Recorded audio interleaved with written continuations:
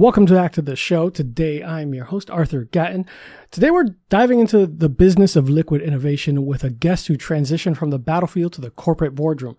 He's the driving force behind Trendsetter Spirits, pushing boundaries and on what hits our shelves and our glasses. Pull up a chair and hopefully you guys get to try this spirit. Today, I'm here with Dr. Ken Thompson. How are you, Ken? I'm doing great. How you doing today, Arthur? Fantastic, man. I'm glad that I was able to connect with you. I know that Mike I know from Bar Book from the upcoming craft series and events mentioned you as one of the brands that were being represented.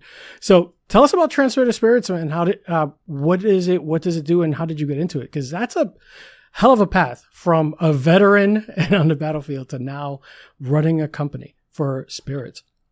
Yeah, Trendsetters came into fruition about 2 years ago when our nonprofit, Alpha Omega Phi Military Fraternity and Sorority, which we're the first veteran-owned military fraternity and sorority. We were looking for a special gift when it came to our 10-year anniversary that's coming up in 2027. So we decided to say, well, let's get a signature bottle to give to all our guests at our banquet. And we were approached by one of the big brands, and I won't say who it is. We were approached by one of the big brands to do some collaborative work, but they didn't want to give any of the money back to the veterans. So went back and talked to my team, and a couple of my team would say, hey, well, let's find some veteran-owned distilleries. So we ended up finding Dragon Distillery, which is out in Frederick, Maryland, which is a veteran-owned distillery as well. And we partnered with them for our signature anniversary bottle. Well, maybe about like a couple of months later, Dragon came back and said, hey, we love what you guys are doing. How about we take this to retail? And I said, well, the only way we would go to retail is if we're able to give 100% of the profits back to support homeless veterans. And Trendsetter Spirits was born. That's incredible, man. 100% of the proceeds? That's 100% of the proceeds. And for those at home who don't know, you are U.S. Army, correct? I did, yeah, that's the only way to go, U.S. Army. Yeah, I have some listeners from different branches. So, but thank you for your service, man, for sure. And this is a crazy. So, what made you? How did that pathway go down? What connected from spirits to giving back to homeless veterans? Like, what there was something in there in the middle. Like, where was that need, and how did that pop up? The need came when I started noticing that there were military fraternities. So I actually ventured into that lane and tried to join a couple of the military fraternities that were out there that were existing. None of them fit the path that I needed to go down to make sure that I was doing the right thing, not only for myself, but for veterans. And then I started to notice that a lot of the military was changing, whether it was being, the difference in how they see sexual orientation or the difference of how they see religion, how they see color.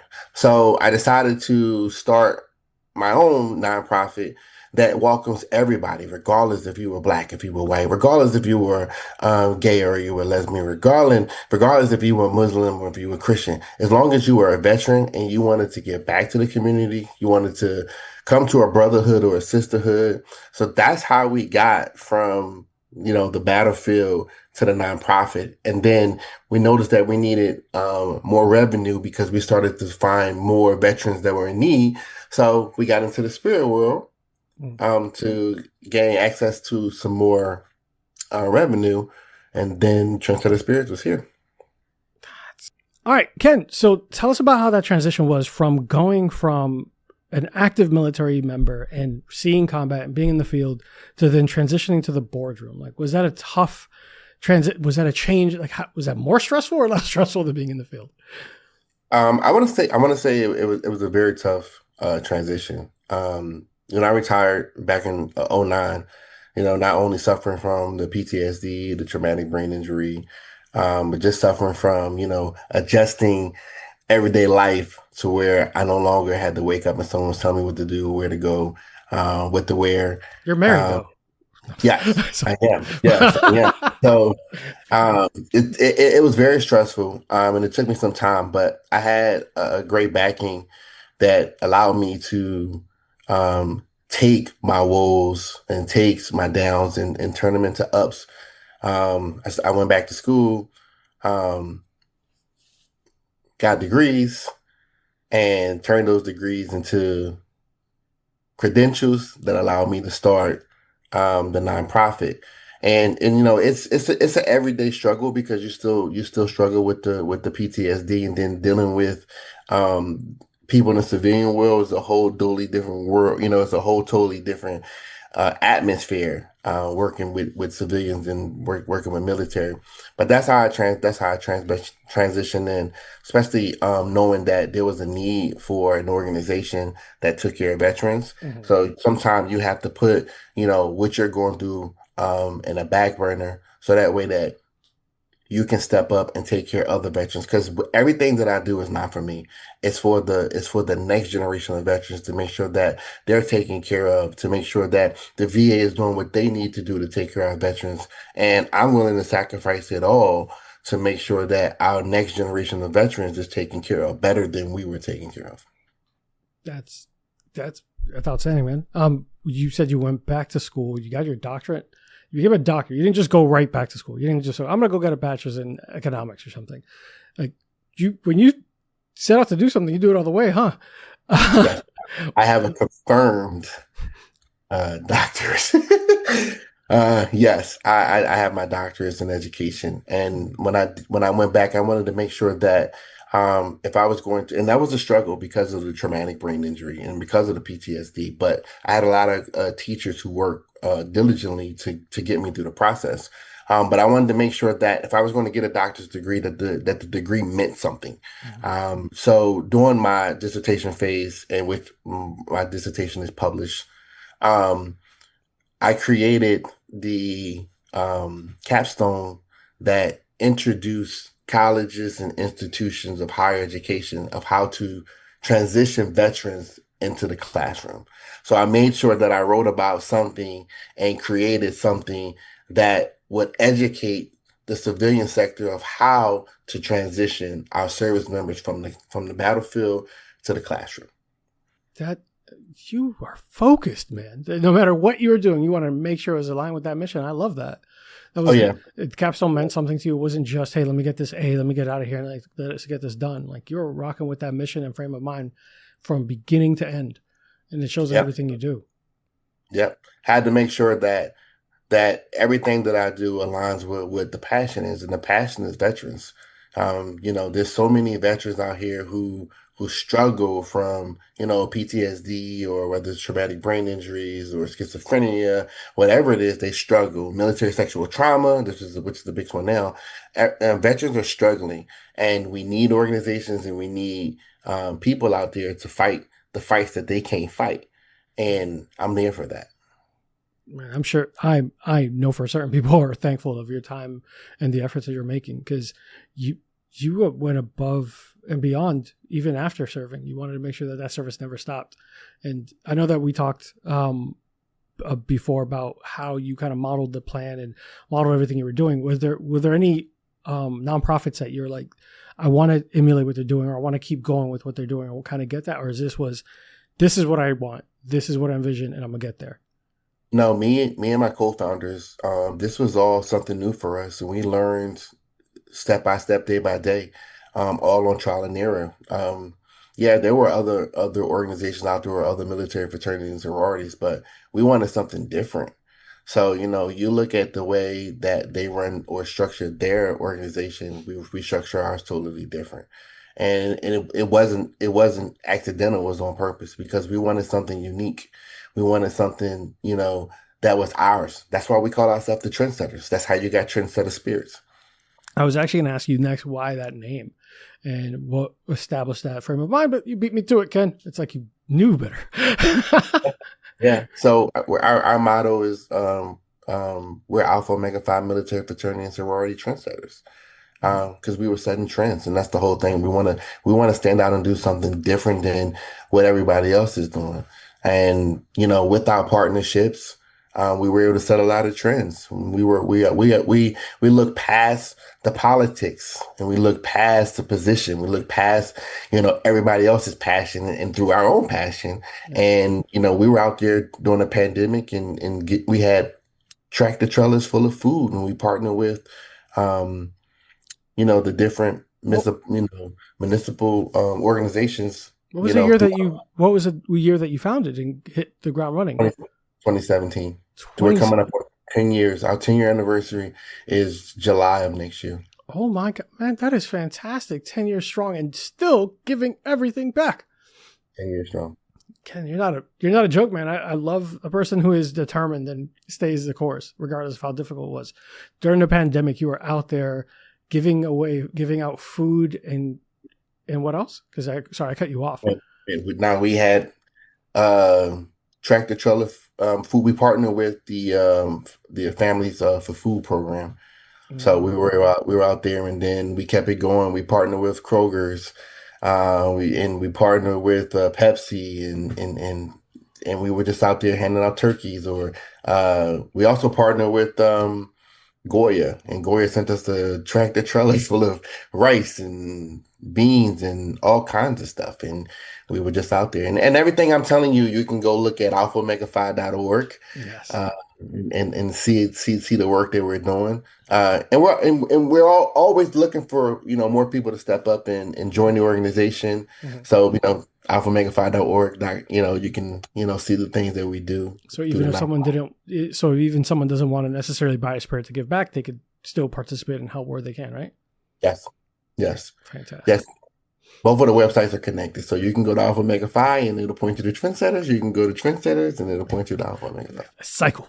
Perfect. Awesome. Because we do have some listeners that are NA. They don't drink anything. They might not necessarily participate with any spirits, but they still want to come back, give back wherever they can. Yeah. Yep. We're out there. We're always looking for new members to continue the mission. It's not just about the spirits. It's about whatever you can do to give back to a veteran, whether you come out and, help us at our golf tournament, whether you come out when we're giving out socks. Matter of fact, we're doing a big event in Columbia, South Carolina, where we're going to be down at the homeless shelter doing a big cookout. We like to do an appreciation. We call it client appreciation because we don't call them homeless. They're clients. Okay. So, we're going to be out there cooking on the grill. We usually bring out Pelican's snow cones. We bring out the Philadelphia Pretzel Factory. And we give them an experience to say, hey, look, we know that things may not be going right now, but they will turn. And we want to show you that one day things could turn. And when they do turn, we just ask that you come back and work with us to help change the next person. That's dope. That's a fantastic message. All right. Well, we're going to take a quick commercial break. And when we get back, we're going to get to know more about your brand and everything you got going on. Guys, make sure that while you're enjoying our commercial break from our sponsors, make sure that you drop in at their website, Trendsetter Spirits, and pick that up. Be right back, guys. It's awesome. And with Trendsetter Spirits, so I do have 2 of the bottles here where we can't wait to make some cocktails with them and just experiment, because I think there are some interesting flavors. You provided me with the mango pineapple rum and with the spiced rum, which is always a classic and always welcomed. And right on the bottle, I love that it even says 100% of the profits go to supporting homeless veterans. I know that currently, where is it distributed to? So currently we're distributed through Dragon Distillery in Maryland. Mm-hmm. We're also distributed through Seven Sky out in Florida. Okay. And Comer Distributing in South Carolina. And you can find us on all the Marine Corps bases. Really? Yes. You can find us at all the Marine Corps bases. And then we're also online. That is awesome. I did not know that you were actually on the bases. Yes. It's a staggering commitment to giving 100% of the profits to the cause. Most entrepreneurs would say that the model's impossible to sustain, let alone to this scale, because that's a substantial amount of footprint. And I know that your goal is to continue expanding. And we talked about Orlando and other parts of Florida because it makes sense, right? We're in the Sunshine State, even though it rains every 5 minutes. People in Florida love rum. How did you structure the business in the early days to ensure the mission wouldn't sink to the margin? the mission comes down to the members, and everything goes back to the nonprofit where we have some dedicated members who they'll give 100%, 150% of their time to making sure that not only that the nonprofit succeeds, but that the spirit succeeds. Because without the spirit doesn't succeed without the nonprofit. So getting having those dedicated members who goes out there and who does tastings, who goes out there and who promotes the brand, who goes out there and who pushes the brand. That's how the brand is succeeding. We're able to give 100% of the profits back. That's awesome. I do love that you made sure to, and you made a point. I think, especially nowadays, it's important to the inclusivity of it all, right? To ensure that this is a brotherhood past everything else. Those who served share that dynamic, and it's important to make sure that it's always remembered. So I do appreciate that, because especially nowadays with all the conflicts and just divisiveness. So what I know that means a lot to you, and there were some times after the fraternity, so I didn't even know there was military fraternities. That time there, you're still an active member, correct? Yeah, I'm still the chairman. That is awesome. Look at you, you're always busy. Yeah. So, what made you choose rum? So we were going back and forth and trying to figure out what would be the best path. Yeah. And then talking with Harad over at Dragon Distillery and Mark over at Dragon, we found out that the cornerstone of America is rum. So we went with the spiced rum because it was already tested and proven. Mm-hmm. And then with the fact that our spiced rum is all natural. And so you're going to taste the natural cinnamon, natural nutmeg, and just all the different natural flavors that we put into there. Mm-hmm. Then we wanted to go with a more gluten-free, sugar-free base spirit, and we decided to come with the rum. Okay. Yeah, because I'm just going to say it. Typically, when I hear about veteran-owned spirits, it's almost always whiskey. So I did find it unique. I was like, rum. I was like, okay, let me find out. Like, talk to me about it, because we hear about those brands like Four Branches, all those who are military-owned and operated. So when I saw rum, I was like, that's a welcome addition. That's a welcome change. Not that there's anything wrong with whiskey. I enjoy it. But I think, especially when you think about it's the middle of July. I'd rather have a daiquiri. And we wanted to change the perception of rum. See, a lot of people, they think about the rums that were made back in, the 90s and the early 2000s. And we produce it a totally different way. We use the double distilling process where we use charcoal base. So we haven't had one person come and say that our rum gave them a headache or a hangover based on our, production process. So we're giving you a small batch spirit, and a lot of people don't understand what small batch spirits mean. Small batch spirits mean that we put a little bit more love in it. So we're not rushing it. It's not a bulk batch where we're producing, 2,000-3,000 bottles per batch. We're only producing, about 1,000 to 1,500 bottles per batch, and which means we can, produce it at a high quality, and not a fast pace. That's awesome. And I do love the fact that rum being the spirit of the American spirit. Tell us more about that. Like making that distinction for those at home who might not know.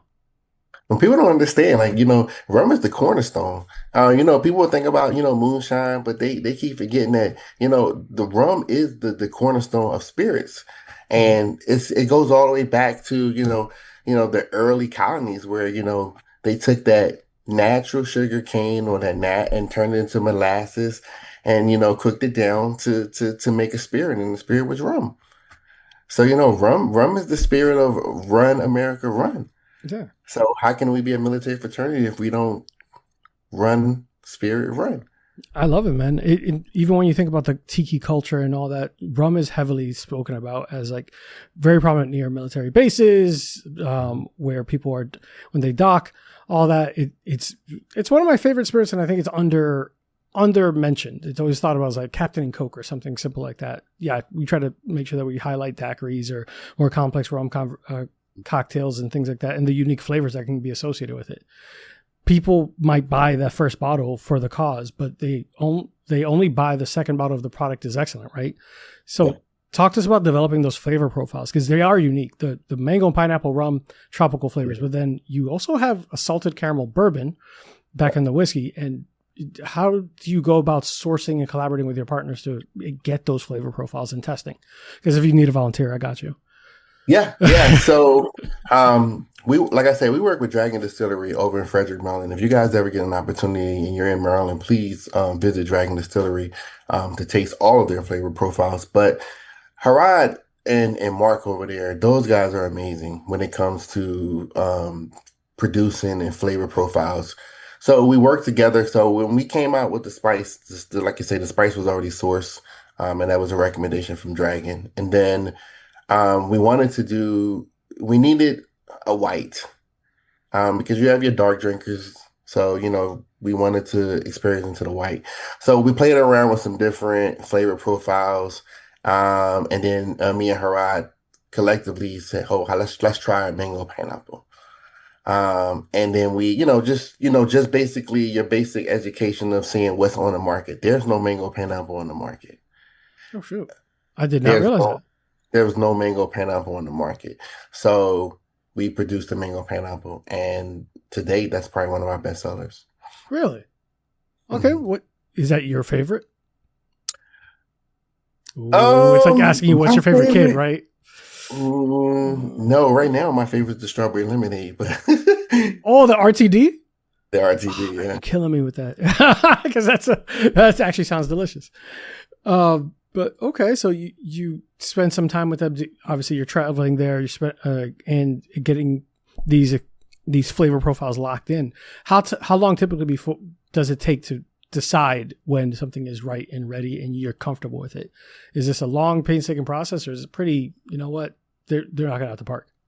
No, it'll take us a couple of months because we'll give Dragon an opportunity to make different, different scales of what we're trying to test. Okay. And then either we'll have like a testing session to where they will send it to me, or we'll go up to Dragon and then have my team taste it to see which one they like. We do a blind tasting Okay. to see which one that we like, and then we'll go back and make a little tweaks and then let Dragon do their thing, and the finished product is there. So it can take us anywhere from 30 days to 6 months to put a new product on the shelf.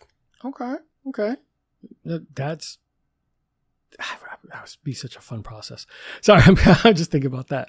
Yeah, it's a very fun process, just especially when you get now that we're expanding, we're starting to get a lot of suggestions from the stores.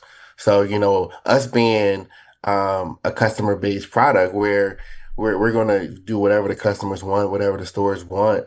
They'll make a suggestion. That's how we got the strawberry lemonade. There was a store here in South Carolina was like, you should come out with strawberry lemonade. So, we go over to the drawing board and see how many strawberry lemonades is on the market, what market they're in, how much they cost, is it conducive for us to do it? And it was. Okay. And right now, we just dropped the strawberry lemonade last week, and we've already had to make another run. Yeah, I know. I missed out on that one. Yeah. So speaking of that, so you found that success, and you said, well, your partners in stores, you've successfully secured support from massive retail giants. Total Wine and More, not a sponsor, but if they want to send, hey, what's up? Kroger. What was the turning point in those boardroom pitches where these corporations realized Trendsetter Spirits was a brand they needed on their shelves, and they found as much value in it as obviously the mission and everything that you're doing? I think it's the mission first. Okay. But then the taste of the project, the product is what blows them away because it's a great product. Like I say, it goes back to it's a premium small batch product. So it's when you hear that this brand supports veterans, and then you can go on the website and you can see us out there handing out socks or feeding the homeless or taking care of underprivileged veterans, low income veterans, doing toys for veterans' children during the Christmas holiday. So you want to get behind a brand where they actually tell you and show you what they're doing. So Total was easy. I think that they saw what we were doing and they wanted to be a part of it. And they gave us off the back, I think they gave us 48 stores. What? That's impressive. Mm-hmm. All right, right off the rip, and that's continued to get the success has kept going. Correct? Like, Continue to grow. That's awesome. All right. Well, I'm looking forward to having you in Orlando too. Well, the product especially because I want the strawberry lemonade. Well, we'll make sure we get you a bottle. Oh, all good, man. So you've broken down your impact. Tangible metrics. The sale of roughly 10 bottles equals one night in a shelter. I'll let you walk us through like how many bottles and what the impact it has on the actual veterans themselves and what you're trying to give back. So we use the metrics of bottles to functionality. And basically we try to go and sell like 100 bottles a month. And then that way we can take care of about 15 to 20 veterans, whether it be us buying socks or partnering with Bomba Socks, whether it's us. Bomba Socks? Yes. Okay. Whether it's us out there partnering with, Pepsi or Fruit of the Loom, to, be able to purchase more items. Mm-hmm. So that we use that metric, and that's how we try to show our constituents on the website of, we need to sell this many bottles so that way we can continue our mission, whether it's, like I say, whether it's purchasing hygiene kits or whether it's underwear, socks, t-shirts, or just going out to the homeless shelter and feeding. That costs us a lot of money. And then I give you one bigger caveat. Trendsetter Spirits just, along with Alpha Omega Phi Military Fraternity Sorority, we just hosted our 5th annual Veterans Golf Tournament. Well, that golf tournament cost us $6,000. So that money comes, not only from the nonprofit, but from the Trendsetter side, where every veteran we had 82 veterans come out and they all played golf for free. And they also got a meal, got a lunch, and then trophies and prizes. So we use that. So it goes back to those metrics are used so that way that we can continue to do great things in the community. Tell us more about the golf tournament. I know that when we spoke prior to the interview, you had shared that there was some pretty noteworthy moments that stood out with you with the places you were traveling, the people you were seeing, the people you were kind of interacting with. Yeah, I mean, just you get it. So that golf tournament was the actual VA hosted golf tournament we were talking about. Okay, and we based we kind of piggybacked our golf tournament off of that. And for the listeners, what Arthur is talking about is the VA's Veteran Training and Experience Tea Tournament. That's a week-long event for veterans out in Iowa. Mm-hmm. I was a participant in that event for 14 years. And I wanted, when I started my own nonprofit, to mimic what they did and how they gave back to veterans. Because a lot of people don't understand that just something simple as bowling or golfing or horseback riding and just veterans being around other veterans, it can save a veteran's life. It could change the trajectory of how a veteran is thinking. It can modify suicide ideologies, stuff like that. So golf saved my life, with me being able to go out to the tea tournament, interacting with older veterans from other eras, learning from them, learning coping mechanisms from them. So we host golf tournaments for the therapeutic principles of, hey, saving one veteran at a time. Understood. Yeah, giving a sense of not only community and normalcy coming back must have so many benefits to these veterans, especially when you're kind of feeling on an island. When you come back, you're not necessarily coming back to people who experience the same thing as you, right? Yeah. So being able to give an outlet, yeah, and also that being able to speak to somebody who's experiencing it or has already gone through and can give you that feedback, I think. I obviously can't speak from personal experience, but I can imagine just having a sense of community matters a lot.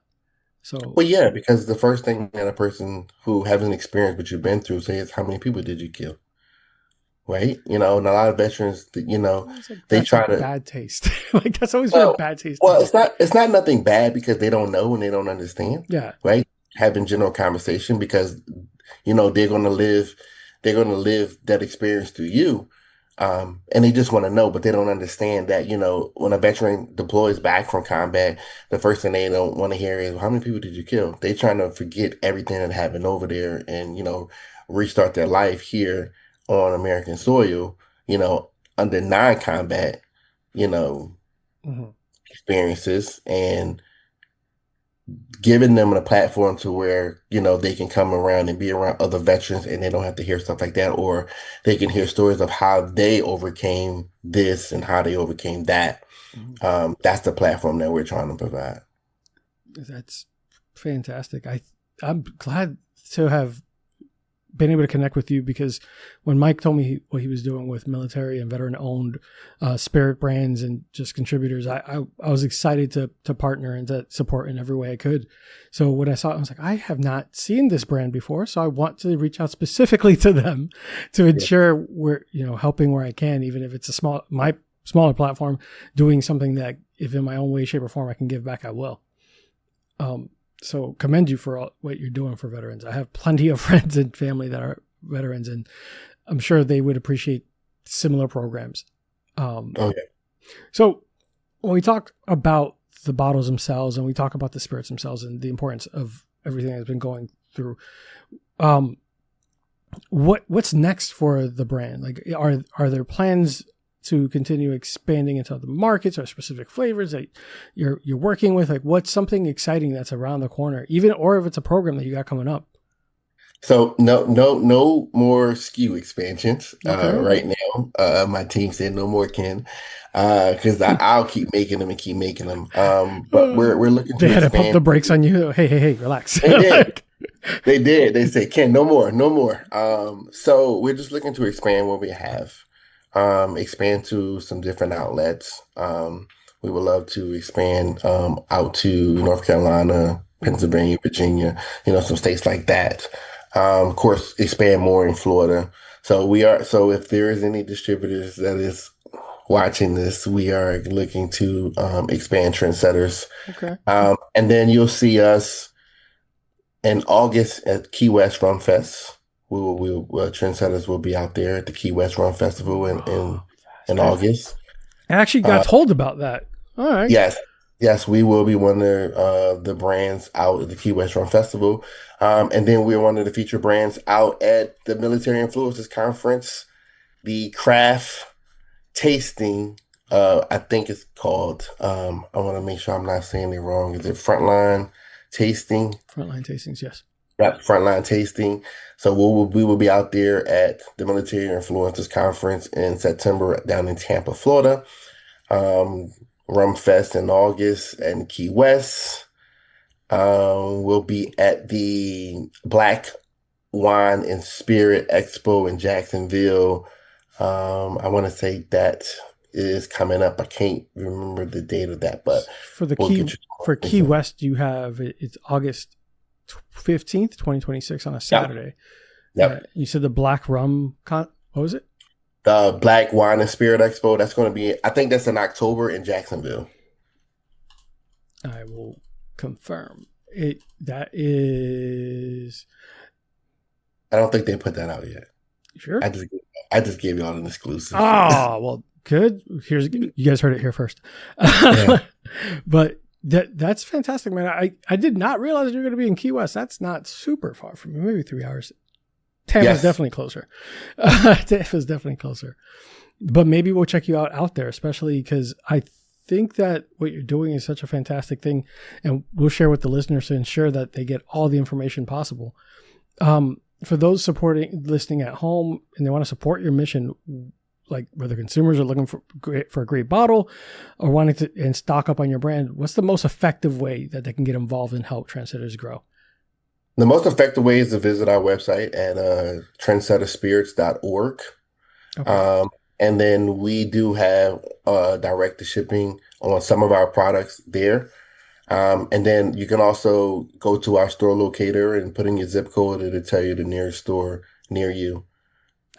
Awesome. But if you can't find it, go to your local stores and tell them you need Trendsetter Spirits, and let's force them to bring it in the stores. I'm just saying, Total Wine and More can special order things for you guys. So if it's not available in your store, they can order it, because I've done it before. Straight up, Total Wine's not a sponsor, but they have been super helpful to me. You can go to Total Wine. All of our products are skewed in Total Wine. They're just not in every one. So if you go and ask for them, yes, they're already skewed in their system. Every last product, except for strawberry lemonade. Matter of fact, I need to tell them about strawberry lemonade today. I'm glad that you reminded me. I feel like you're just messing with me at this point. But no, it's true though, because I did look up on Total Wine and More's website to see if it was available, and I was like, I could order it, but I'm not sure when it'll get here.